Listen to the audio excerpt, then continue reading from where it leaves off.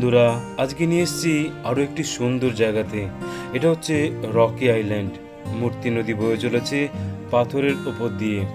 পাথরে পাথরে সাজানো খুব সুন্দর একটি রোমান্টিক জায়গা এই রকি আইল্যান্ড। মূর্তি নদীর উপর এই ব্রিজ দুটি পাহাড়কে এক করেছে।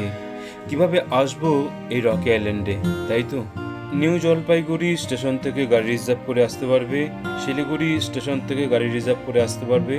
আবার যদি কেউ ডুয়ার্স বা লাটাগুড়ির থেকে থাকে, ওখান থেকে চালসা হয়ে আসতে পারবে। যদি আমরা শিলিগুড়ি বা এনজিপি থেকে আসি, তাহলে আমাদের সেবক ব্রিজ পার করতে হবে। এই সেবক ব্রিজ পার করার পর আমরা প্রথমে ওদলাবাড়ি যাব। ওদলাবাড়ির পর পড়বে মালবাজার, তারপরে চালসা। চালসা থেকে আমরা বাঁ দিকে রাস্তা ধরে সোজা ওপরে চলে যাব। ওখানে মেটেলি পার করব, তারপরে সামসিং টি গার্ডেন পার করে আমরা পৌঁছে যাব রকি আইল্যান্ডে।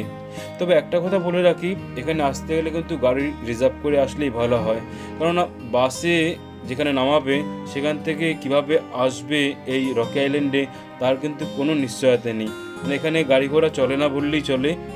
যদি আমি বাইকে করেই এসেছি, বাসে আসার পর একজনকে রিকোয়েস্ট করলাম, তার বাইকে করে আমি আসলাম। আবার যাবার পথেও ঠিক সেভাবেই আমি এসছি বাইকে করে। তো এইভাবে না আসাই ভালো, যদি গ্রুপ বেঁধে আসা যায় খুব ভালো হয় এখানে। কারণ জায়গাটা যেরকম রোমান্টিক, মূর্তি নদী আছে, পাথরে পাথরে সাজানো জায়গা, কিন্তু এখানকার সবচেয়ে প্লাস পয়েন্ট খুব নিরিবিলি এবং খুব শান্তিপ্রিয় একটি জায়গা। সত্যিই ভালো লাগবে। এবং বর্ষাকালে মূর্তি নদীর জলটা বেশি দেখা যায়। এখন যেরকম বর্ষাটা পুরোপুরি আসেনি বলে মূর্তি নদীর জলটা অনেকটাই কম, কিন্তু বর্ষার সময় প্রায় অনেকটা জল দেখা যায় এই রকি আইল্যান্ডে। তবে এদিকে আসলে একটা পয়েন্টের জন্য এসে লাভ নেই। যদি সকাল থেকে গাড়ি নিয়ে বের হওয়া যায়, মানে রিজার্ভ গাড়ি, তাহলে অনেকগুলো পয়েন্ট ভিজিট করা যাবে একদিনে। যেরকম Samsing tea garden, Laligoras, Rocky Island, Suntalekhola, সব জায়গায় দেখা যাবে একদিনে যদি সকাল সকাল বেরোনো যায়। এখান থেকে সুনতালেখোলা খুব বেশি দূরে নয়, কিছুটা আগিয়ে গেলেই পড়বে সুনতালেখোলা। চারিদিক পাহাড়ে ঘেরা, নিচ দিয়ে বয়ে চলেছে মূর্তি নদী, তার উপর একটি লোহার ব্রিজ। আর পাথরগুলো এত সুন্দরভাবে রয়েছে যেন মনে হয় কেউ সাজিয়ে দিয়ে গেছে। তো যাই হোক, যারা এখন অবধি এই রকি আইল্যান্ডে আসেনি তাদেরকে বলবো একবার ঘুরে যেতে। জায়গাটা সত্যি খুব রোমান্টিক জায়গা। এখানে অনেক হোমস্টে আছে, হোটেল আছে, যেখানে খুব সুন্দরভাবে একটা দিন দুটো দিন কাটিয়ে দিতে পারবে অনায়াসে। তো আমি মোটামুটি কিভাবে আসবে বা কিভাবে যাবে সব কিছুই তোমাদের ডিটেলসে বললাম।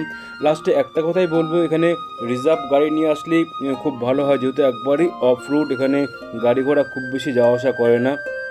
আজকে আর ভিডিওটি বেশি বড় করব না। আমার এই ভিডিওটি যদি ভালো লেগে থাকে অবশ্যই লাইক, শেয়ার করবে এবং ফলো করবে। আজকের মতো বিদায় নিচ্ছি, সবাই ভালো থেকো। সামনে আরও সুন্দর সুন্দর ভিডিও নিয়ে আসবো। তোমরা কীরকম ভিডিও দেখতে পছন্দ করো সেটাও যদি আমাকে সাজেস্ট করো, খুব ভালো লাগবে। এবং ভিডিওটি কীরকম লাগলো অবশ্যই কমেন্ট করে জানাবে।